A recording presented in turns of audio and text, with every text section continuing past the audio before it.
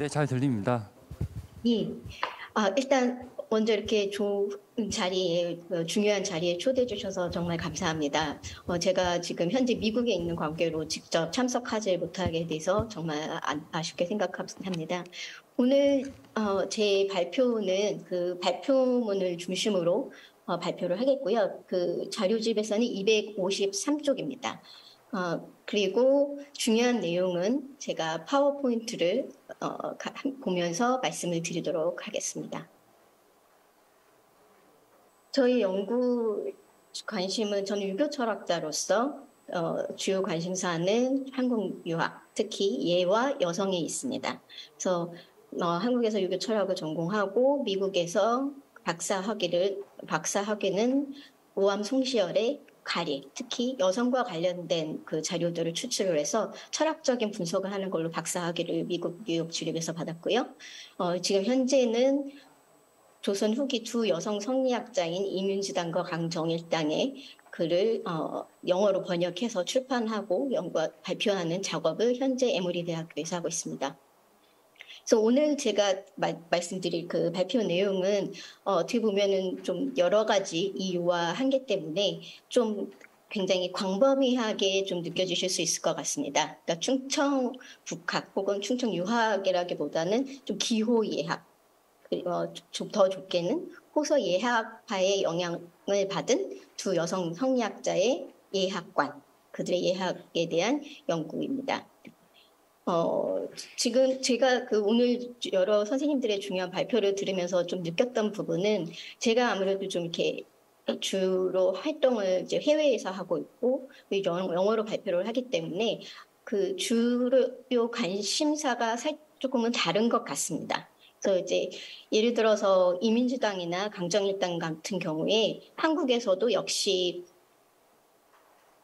문학이나 사학 부분에서는 굉장히 많은 연구가 이루어졌지만 유교 철학 내부에서는 굉장히 손에 꼽을 정도의 연구 성과밖에 있지 않습니다. 그래서 제가 지금 이번에 옥스퍼드 대학교에서 출판하게 된 이 번역서 같은 경우에 외국에서는 굉장히 큰 관심을 가지고 있거든요. 그래서 저는 이 부분이 오늘 이제 발표를 하면서 자세하게 말씀드릴 그 내용과 긴밀하게 연관이 되어 있다고 생각을 합니다. 그래서 우리가 중요하다고 생각하는 것도 중요하지만 우리가 가지고 있는 것 중에서 세계인들과 같이 나눌 수 있는 관심, 그것이 무엇인가, 그런 것들을 좀 다른 방향에서 고민하는데 제가 조금은 도움이 되지 않을까 합니다. 오늘 발표의 내용에 앞서서 제 머릿말 부분에서 이제 잠깐 내용을 소개를 하는데요. 제가 왜 조선 후기 예학 그리고 여성에 대해서 관심을 가졌는지에 대해서 잠시 말씀을 드리고자 합니다. 20세기에 들어서 특히 유교 같은 경우는 많은 비판을 받았고요. 그중에서도 가장 많은 비판을 한 사람들은 아마 여성주의자일 것입니다. 그래서 유교가 가진 가부장성, 정근대성 이런 부분에 대해서 굉장히 많은 비판을 받았고요. 특히 예와 관련된 유교의 예제와 관련된 비판들이 주를 이루었습니다. 그래서 제가 이제 화면에 잠시 말씀 보여드리고 있지만 맹자의 말이라든가 정의 전에 재혼에 관련 여성 재가에 대한 어떤 언급이라든가 이런 부분들이 주요 이렇게 추출이 돼서 비판을 많이 받았습니다. 그리고 예를 들어서 정절, 연려, 여성 재가 금지, 처척 부분, 여덕, 우리가 흔히 아는 삼종제도라든가 최고제약 같은 이런 부분들이 주요 비판 대상이 되었습니다.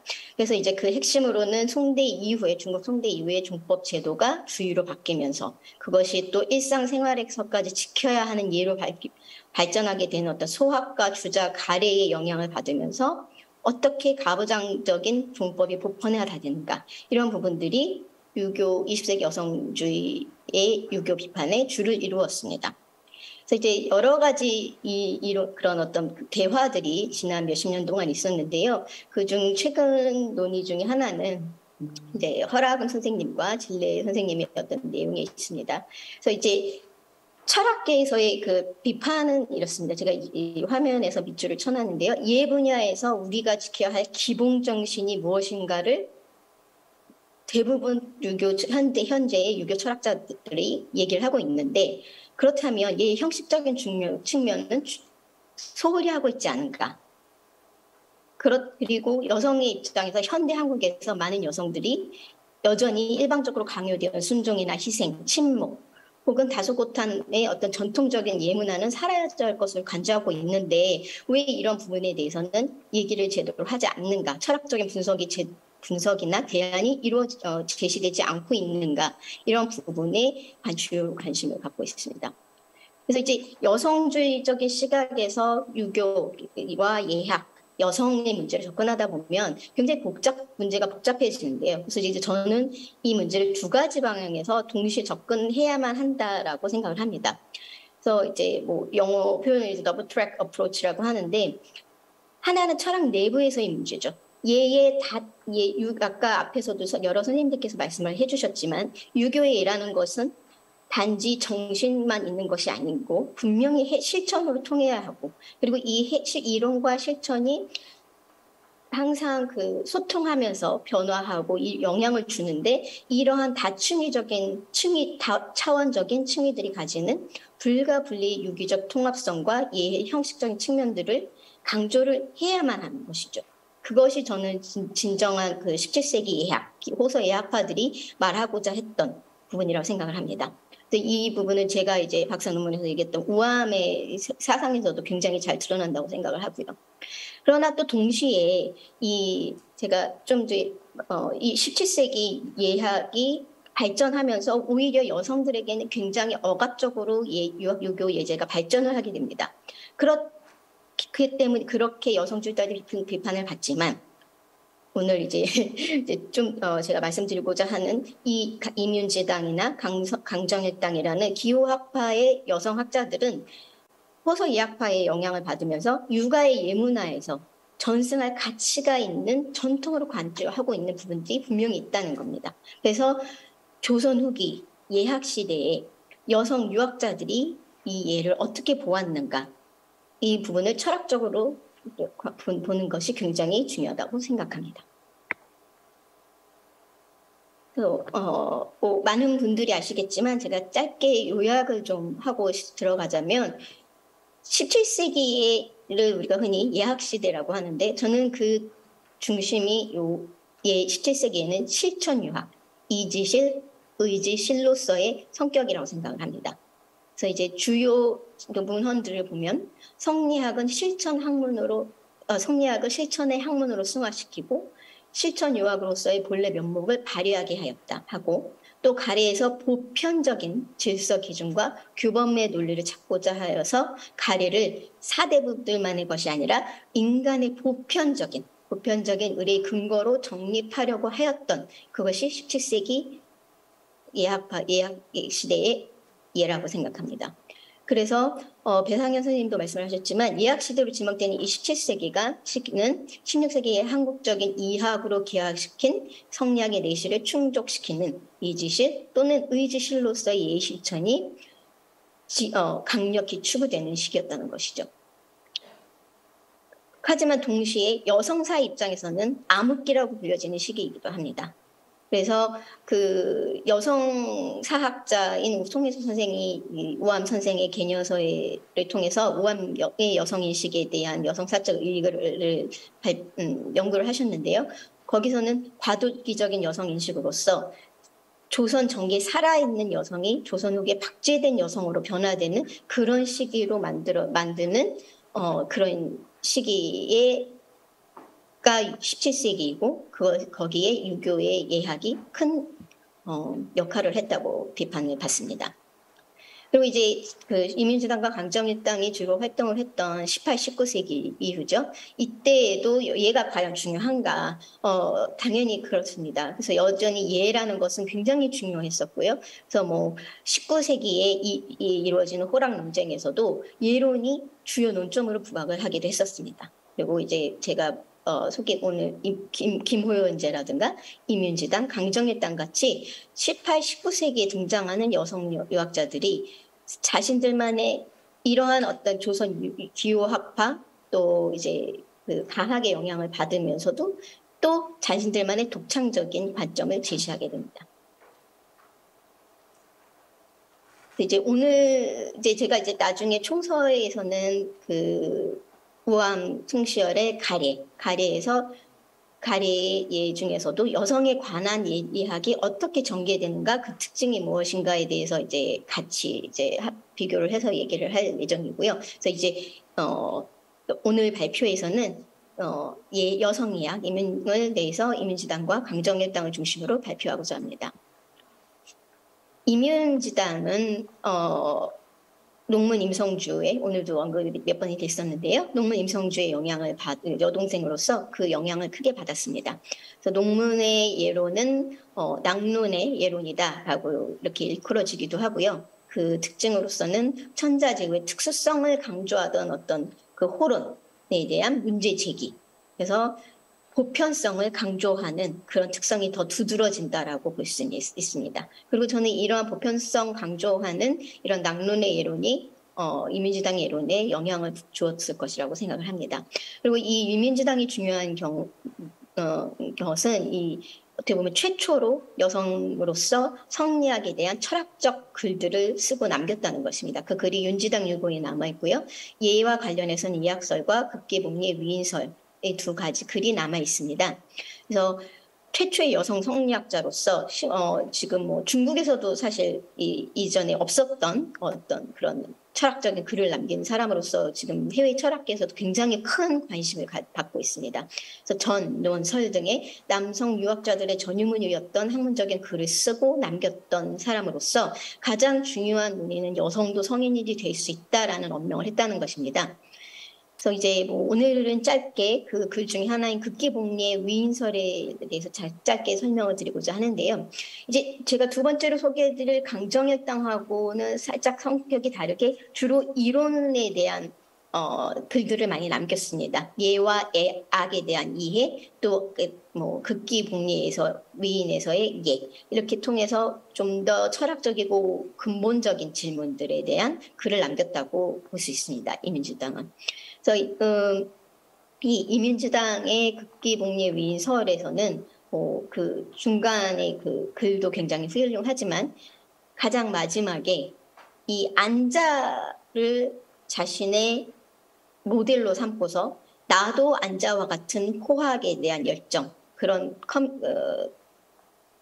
안자와 다르지 않기 때문에 그렇게 열심히 공부를 한다면 비록 내가 여성이라고 하더라도 범인들이 성인이 될 수 있는 것처럼 나 역시 성인이 될 수 있다라는 굉장히 어떻게 보면 혁명적이라고도 할 수 있는 그런 여성주의적인 언급을 하게 됩니다.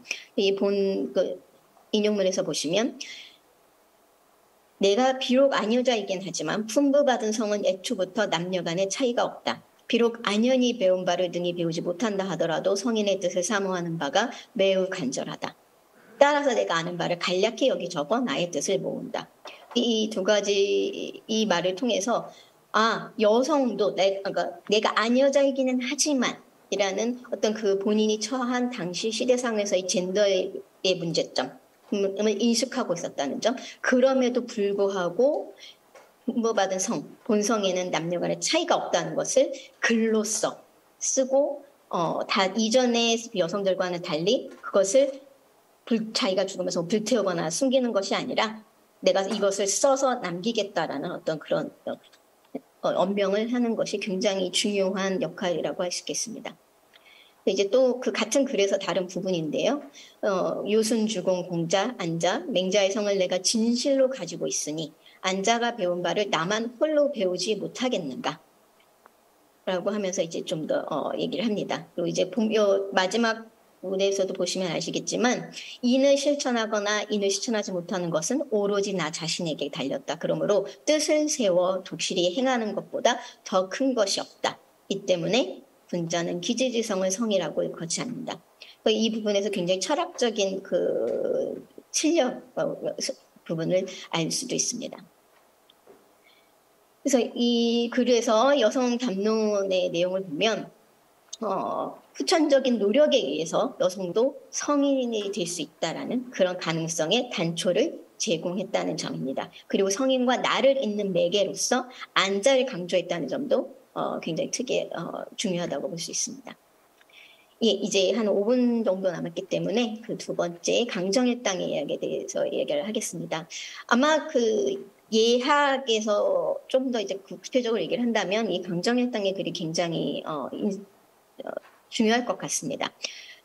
그러나 현재까지 어떤 사실 강정의 땅 같은 경우는 여러 가지 그 문중이라든가 이런 도움을 받은 적도 없고 현재까지도 연구가 굉장히 적게 돼 있습니다. 그리고 남아있는 글들이 주로 남편과 주고받았던 척독, 짧은 편지글이라고 할 수 있겠죠. 그것과 시밖에 남아있지 않기 때문에 그 주로 문학 쪽에서는 많이 논의가 되지만 철학 쪽에서는 굉장히 논의가 거의 되고 있지 않다고 할 수 있겠습니다. 그러나 그 글들을 보면 굉장히 중요한 여러 가지 예학에 대해서 얘기를 합니다. 일상의 몸가짐, 대인관계, 서당 교육, 구체적인 의리에 대한 견해 제출들을 하게 됐고요. 보시면 아시겠지만 복권, 심의, 노기, 화관 이런 등등에 대한 굉장히 세부적인 예학적인 부분에 대해서 논의를 하고 자신의 견해를 제출을 합니다. 그래서 좀 결론적부터 먼저 말씀을 드리자면 실천 유학, 즉 성리학이 실천 학문으로 승화되는 과정을 개인의 경험에 기반해서 서술적으로 보여주는 그런 여성주의적인 어떤 특징을 가지고 있다고도 볼 수 있겠습니다. 오늘 오신 분들에게 조금 더 관심을 가질 만한 부분이라면 그렇다면 이 강정의 땅이 남긴 정의 땅 유고에서는 어떤 특징들이 있는가? 언급된 예서와 문집을 보시면 제가 다 언급을 하지 않겠지만 주자 가래라든가 사계, 우암, 남계 등등 도암 이제까지 모든 예서와 문집들이 언급이 되고 있습니다. 그리고 강정의 땅이 의례에 대해서 의견을 구한 인물들, 직접적인 부분도 있고 남편을 통해서 한 부분들이 있는데요. 그 남편인 윤광현의 스승은 강제 송치규였고요. 그 송치규는 우암의 6대 손이었습니다. 그래서 스승을 통해서 의견을 구하는 부분들이 나타나고 또 도암이라든가 매산 선생님께 왜 여쭤보십시오 라는 등등 의견을 구하는 인물들이 이렇게 됩니다. 그리고 여성으로서 단순히 그 모든 의견을 받아들인 것만이 아니라 굉장히 비판적인 시각을 가지고 있었습니다. 예를 들어서 심의에 대해서 당신의 스승이었던 강제 선생께서 심의를 입고 조곡한다고 하신 것은 온당하지 못한 가르침이신 것 같습니다. 라든가 복권은 제사를 지낼 때 이것을 쓰는 것이 갓을 쓰는 것보다 낫습니다. 등등 본인 자신의 의견을 단순히 스승이라든가 어떤 글에 적혀 있다고 해서 따르는 것이 아니라 비판적으로 판단하고 이렇게 제시를 했습니다. 또 여성의 입장에서 굉장히 중요한 부분 중에 하나는 일상에서의 예학 그리고 거기서 드러나는 젠더 의식이라고 할 수 있을 것 같습니다. 이 부분에 대해서는 인용문은 제가 다 읽도록 하겠습니다. 저는 일개 여자로 교방에 갇혀 있어 들은 것도 아는 것도 없지만 오히려 바느질과 빨래, 청소를 하는 사이사이에 옛 경전을 읽으며 그 이치를 탐구하고 실천하여 옛사람이 닦았던 경지에 다가서려고 하고 있습니다. 하물며 당신께서는 남편이죠. 대장부로서 도의 뜻을 두고 스승을 모시고 친구를 사귀면서 부지런히 나아가고 있으니 어떤 배움인들 불가능하며 어떤 강의인들 밝히지 못하며 어떤 실천인들 이루지 못할 바가 있겠습니까? 제발 당신께서는 날마다 덕을 새롭게 하여 반드시 성인이 될 수 있도록 하소서. 이 부분은 굉장히 유학자로서의 삶을 끝까지 이제 아이를 9이나 낳고 모두 잃었거든요. 그 한 살이 되기도 전에. 그래서 굉장히 힘든 경제적으로나 개인적인 힘든 삶을 살면서도 정말 치열하게 유학자로서의 삶을 살아가지만 그 안에서도 역시 자신이 여성이기 때문에 하지 못하는 것. 어떤 그런 젠더 의식이 남아 있었습니다. 그리고 그러한 의식들은 두 가지로 드러나죠. 일상에서 예를 실천하고 공부하고 그러면서 배우고 느낀 부분들, 불합리한 부분들이 함께 나타나는 부분이라고 생각합니다. 그래서 이 외에도 다양한 일상의 예들이 나타나 있습니다. 그래서 이제 시간이 거의 다 됐기 때문에 이제 마무리를 하자면 이제 앞으로 이제 제가 이제 그 논문을 완성을 할 때는 이 두 가지 부분에 초점을 맞춰서 완성을 하고자 합니다. 조선 후기의 예학과 여성 담론의 의의가 무엇인가? 첫 번째는 약간 상반되다고 보실 수도 있겠지만 한 가지는 육아의 예와 여성의 관계에 대해서 부정적인 시각이 제고될 필요성이 있다라는 부분입니다. 그래서 제가 이제 우암 송시열의 가래 연구를 하면서도 느낀 것이지만 분명히 여성에게 억압적으로 발전되는 부분이 있었지만 그와 동시에 여성 그 기호학파에서 굉장히 좀 흥미로운 부분이거든요. 왜 이러한 조선 후기 여성 유학자들이 기호학파, 특히 이 노론, 우암의 학파에서 이렇게 나타났는가? 이 부분에서는 그런 성리학이 주어진 보편주의, 이 성을 뛰어넘는 어떤 그런 보편주의적인 성향이 분명히 영향을 주었기 때문에 이 두 가지를 동시에 봐야 한다고 생각을 합니다. 그러면서 동시에 이 조선 후기 예학사 연구를 할 때 여성의 관점에서 어떻게 볼 수 있는가? 또 이거는 여성주의적인 관점하고는 다르죠. 페미니스트적인 어떤 그런 관점에서 어떻게 볼 수 있는가? 이 부분에 대해서 두 여성 성리학자의 예학이 잘 보여주고 있다고 생각합니다. 그래서 이 가문과의 연계성, 기호학파, 노론, 특히 낭론으로서 여성이 예수행자일 뿐만이 아니라 집행자, 판단자로서 어떻게 자신의 경험에 기반한 새로운 시각을 보여주는가. 이 부분이 한계가 있으면서도 앞으로 현대의 굉장히 중요한 시사점을 던져준다고 생각을 합니다. 예, 오늘 발표는 일단 여기까지 마치겠습니다. 네, 감사합니다. 네, 감사합니다. 네, 더 많은 이야기를 들어보고 싶은데 시간 관계상 부득이하게 이제 이렇게 빨리 끝내주셨습니다. 바로 이어서 전남대학교 박미선 교수님의 논평을 듣도록 하겠습니다. 발표로 환영을 부탁드립니다. 박수로 환영을 부탁드립니다. 네, 안녕하십니까. 제 목소리 잘 들리시나요? 저는 지금 우선 선생님들께 이렇게 참석해주신 선생님들께 제 개인적인 사정으로 인해서 직접 학술대회장에 참석하지 못하고 이렇게 줌으로 말씀을 드리게 된 점에 대해서 굉장히 송구스럽게 생각합니다. 저는 지금 전남대학교에서 근무를 하고 있습니다. 그리고 지역사와 관련해서 좀 연구도 하고 있고요. 또 가족 그리고 여성과 관련한 연구들을 하고 있습니다. 아마도 이러한 이유 때문에 오늘 주최 측에서 왕하영 선생님의 이 글에 대한 토론을 의뢰한 것이 아닌가 이런 생각이 듭니다. 선생님의 글을 읽으면서 이제 조선의 대표적인 그 여성 인륜지당과 강정일당의 이론에 대해서 새삼 다시 이해할 수 있는 기회가 되었고, 또 그 유학이 여성에 대해서 어떤 부정적인 시각을 가지고 있었던 기존의 연구들에 대해서 제고해야 된다라고 하는 그런 선생님의 그 의견과 그다음에 또 앞으로 전개해 나갈 그런 부분들에 대해서도 굉장히 공감합니다. 다만 오늘 이 글을 읽으면서 이제 제 토론자로서의 소임을 다하기 위해서 두 가지 측면에서는 본 글과 관련해서 질문을 드리고 싶고요.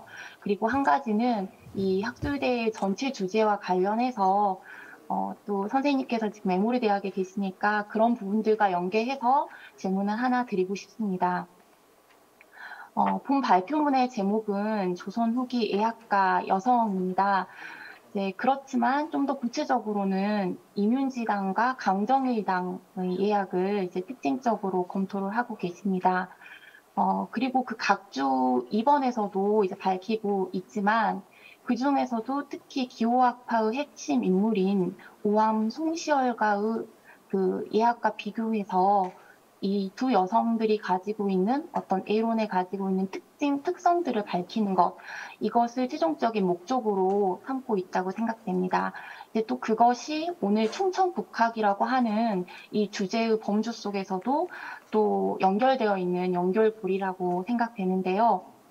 본 발표문에서는 각주로 간략하게 설명했지만 혹시 그동안 관련 자료들을 보시면서 이 송시열과 두 여성 성리학자의 예학과 연결성 속에서 나타나는 특징들, 이것에 대한 잠정적 가설 또는 앞으로의 서술 방향이 혹시 있다면 말씀해 주시면 좋을 것 같습니다. 즉, 이 송시효뿐만 아니라 그 영향을 받은 토론 그리고 낙론 남성 예학자들과 어떤 점에서 공통점이 있고 또 차이점들이 있는 것인지 그러한 부분들이 포착된다면 이 충청북학에서 여성 성리학자들이 가지고 있는 예학의 특징이 더 도드라지게 잘 드러날 수 있을 거라고 생각이 됩니다. 두 번째로는 여성 예학이라고 하는 이 용어가 굉장히 이제 적극적으로 쓰신 것 같아서 한편으로는 되게 반가웠습니다. 왜냐하면 전 그 예학, 그다음에 예제, 예치, 예교 이런 다양한 용어들이 사용되고 있는데요. 이제 이 여성 예학이라고 했을 때 선생님께서는 어떻게 이것을 정의 내리고 있고 또 여기에서 다루고자 하는 그 세부적인 내용들, 분석 대상들은 어떻게 범주화해서 다룰 것이고 또 앞으로 그 영역을 확장해 나가실지 좀 궁금합니다. 이 여성 예학이라는 그 용어만 본다면 여성에 대한 내용을 다루는 예학 또는 여성이 주체가 되는 예학, 물론 이 두 가지 전부 다 사용이 될 수 있을 것 같은데요. 그 예설이라든지 또는 예론이라든지 기존의 연구자들이 쓰셨던 예설 예론이 아니라 예학이라고 할 때 그 선생님께서 세부적으로 어떤 의미와 분석 대상을 담고 있는지 좀 견해를 듣고 싶습니다. 기존의 그 연구자들 가운데에서 이해순 선생님 같은 경우는 뭐 예간, 예론 이렇게 나눠가지고 분석을 하셨고 또 한기범 선생님 같은 경우도 예서, 예문답서, 예설, 예사상 이런 식으로 나누어서 분석을 하셨습니다. 이제 김윤정 선생님 같은 경우는 좀 더 세부적으로 주제를 가지고 이 여성 예학을 설명하려고 하셨는데요. 이런 세부적인 분석 대상이 조금 더 선정되고 그런 과정 속에서 여성의학이라고 하는 선생님이 설명하시는 부분들이 좀 더 명확해질 수 있지 않을까 하는 생각이 들어서 여쭤봅니다. 그리고 마지막으로는요, 본 학술대의 전체 주제와 연결해서 좀 고견을 듣고 싶습니다. 이제 제가 강주에 있는데요. 오히려 전남 지역은 좀 더 전근대 여성과 관련해서 인물과 관련해서 몇 가지 연구가 있긴 하지만 광주 지역 같은 경우는 근현대사 여성 인물 몇몇은 연구가 되어 있지만 그것도 거의 안 돼 있다라고 볼 수 있거든요. 근데 더구나 전근대 여성사 연구는 이제 찾아보기가 아예 어렵습니다. 그런 점에서 충청 지역 같은 경우는 이 임윤지당, 강정일당 이런 전근대 대표적인 여성 인물이 있어서 조금 더 연구가 더 이루어지고 있다라는 생각이 드는데요. 혹시 이 외에도 다른 충청도 지역에서 충청 복합을 대표할 수 있는 어떤 여성 연구들이 진행되고 있는지 혹시 선생님께서 이 글을 준비하시면서 좀 관련 연구 성과들을 보신 적이 있다면 그런 부분들을 말씀해 주신다면 앞으로 이 충청 복학이 여성학 분야에서 어떤 과제를 가지고 연구해야 될지도 그 방향성을 제시해 줄 수 있다라는 생각이 듭니다. 아울러서 지금 에모리 대학교에서 연구를 하고 계시는데요. 이곳에서는 지역 여성 연구가 어떻게 진행되고 있고 또 혹시 미국 전역에서는 이것과 관련해서 여성 연구를 할 때 어떤 자료를 발굴하고 또 활용했는지 활용할 수 있는 그런 방법론들이 있는지 말씀해 주신다면 이 충청 북학에서 여성학 연구, 여성사 연구 이런 부분들이 여성 철학, 여성 문학 이런 부분들에 대한 연구가 훨씬 더 앞으로 연구가 전개돼 나아갈 수 있지 않을까 이런 생각이 듭니다. 네, 이상입니다.